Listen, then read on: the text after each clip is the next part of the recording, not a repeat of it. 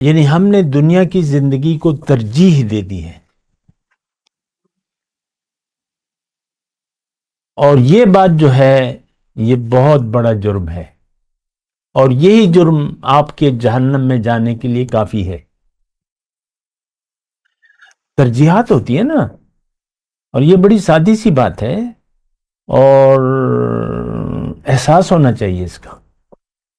ندامت تو میرا موضوع میں نے لکھا ہے، لیکن میں یہ کہہ رہا ہوں کہ آپ کو کم از کم احساس تو ہونا چاہیے کہ یعنی آپ اپنا محاسبہ کریں کہ آپ کے لیے ترجیح کیا ہے، اہمیت کیا چیز رکھتی ہے۔ اللہ اکبر اللہ اکبر اللہ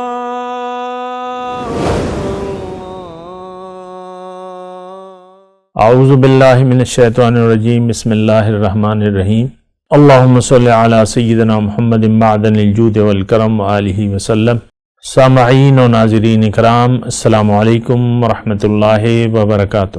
آج کا ہمارا موضوع کہ کیا ہمیں احساس ندامت ہے۔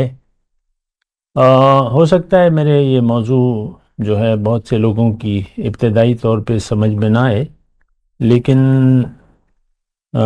حقیقی بات یہ ہے کہ آج ہم ایک گناہ آلود زندگی گزار رہے ہیں، اور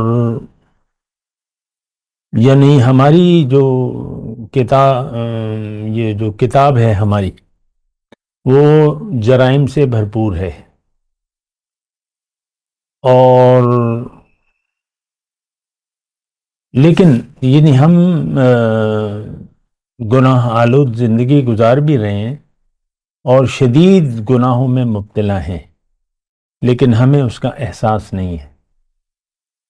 اور تو یہ دیکھیں، شاید میرے بہت سے لوگوں کو میری یہ باتیں ابتدائی طور پہ سمجھ میں نہ آئیں، لیکن بات یہی ہے، شدید گناہ کبیرہ میں ہم زندگی گزار رہے ہیں۔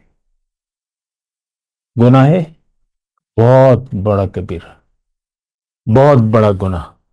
دیکھیں کیا مطلب اس بات کا، دیکھیں جب آپ اپنے آپ کو بھول جائیں یا اپنے اللہ کو بھلا دیں،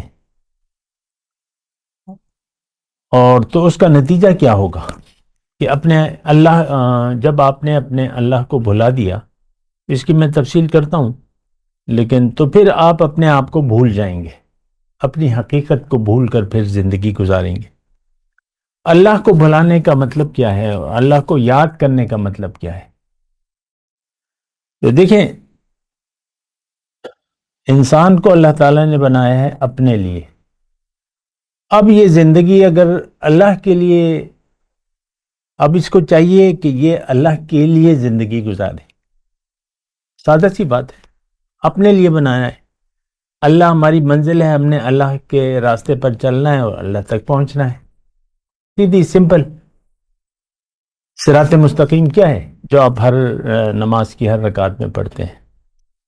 تو اس کا مطلب یہی ہے کہ میری منزل اللہ ہے اور میں نے اللہ کے راستے پر چلنا ہے۔ اگر کوئی اللہ کے راستے پر نہیں چلتا تو وہ پھر دنیا کے راستے پر چل رہا ہے، دنیا کو منزل بنا کے دنیا کے لیے دنیا کے راستے پر چل رہا ہے۔ اچھا دیکھیں، اس میں بڑی بنیادی باتیں آ جاتی ہیں کہ جب آپ دنیا کو مقصود بنا لیتے ہیں تو اس کا مطلب یہ ہے کہ آپ نے اللہ کو بھلا دیا۔ اللہ آپ کے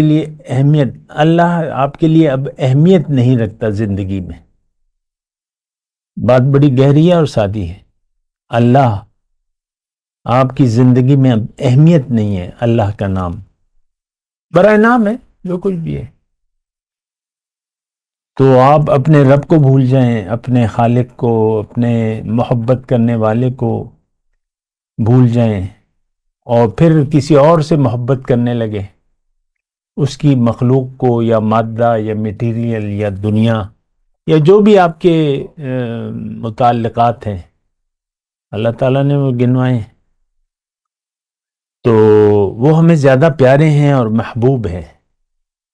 اچھا دیکھیں، ایک مختصر بات ہے ہمارے لیے، یعنی ہم نے دنیا کی زندگی کو ترجیح دے دی ہے، اور یہ بات جو ہے یہ بہت بڑا جرم ہے، اور یہی جرم آپ کے جہنم میں جانے کے لیے کافی ہے۔ ترجیحات ہوتی ہے نا، اور یہ بڑی سادی سی بات ہے، اور احساس ہونا چاہیے اس کا۔ ندامت تو میرا موضوع میں نے لکھا ہے، لیکن میں یہ کہہ رہا ہوں کہ آپ کو کم از کم احساس تو ہونا چاہیے کہ یعنی آپ اپنا محاسبہ کریں کہ آپ کے لیے ترجیح کیا ہے، اہمیت کیا چیز رکھتی ہے۔ تو ہمارے لیے اس کا جواب تو یہ ہے کہ ہمارے لیے دنیا کی زندگی اہم ہے۔ تو جب دنیا کی زندگی اہم ہو گئی، اس کا مطلب یہ ہے کہ آپ مقصد تخلیق کائنات کو آپ نے بھلا دیا، اپنے آپ کو بھلا کر اپنی زندگی گزار دیں۔ دیکھیں، حیثیت، اپنی مرتبہ، اپنی حیثیت کو آپ نے یاد رکھنا ہے کہ آپ کی حیثیت کیا ہے۔ یہ بڑی عام سی بات ہے،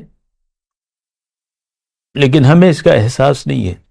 دیکھیں، حیثیت جو ہے وہ انسان کی، وہ تو ایک ذمہ دار ہستی کی ہے، ذمہ دار مخلوق ہے انسان، اور اس کو اللہ تعالیٰ نے اختیار دیا ہے۔ ایسا اختیار کسی اور مخلوق کے پاس نہیں ہے۔ اختیار دیا ہے کہ تم چاہے تو وہ کام کرو جس کے لیے تم پیدا ہوئے ہو، چاہے تو نہ کرو، چاہے تو میری یاد میں زندگی گزارو، اور چاہے تو دنیا کی یاد میں زندگی گزارو۔ دنیا کی یاد اگر ہم پر، ہمارے ذہن پر حاوی ہو گئی تو اللہ کی یاد تو ختم ہو گئی۔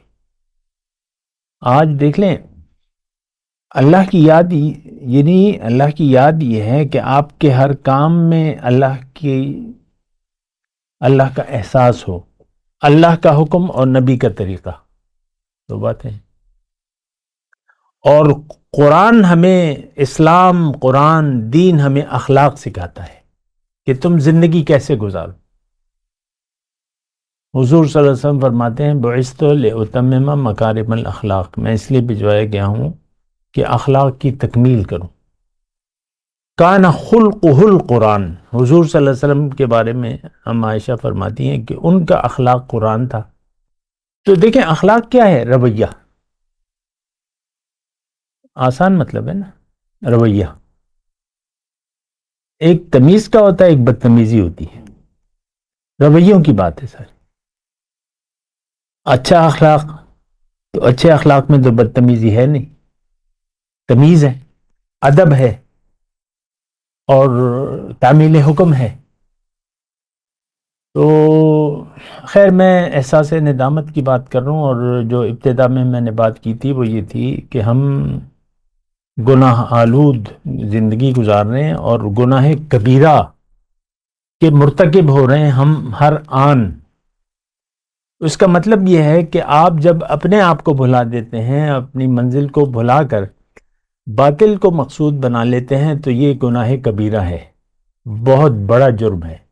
آپ کو تو اللہ نے دنیا کے لیے بنایا نہیں ہے، اور آپ کا رخ ہو گیا ہے دنیا کی طرف، تو جرم اور کسے کہتے ہیں؟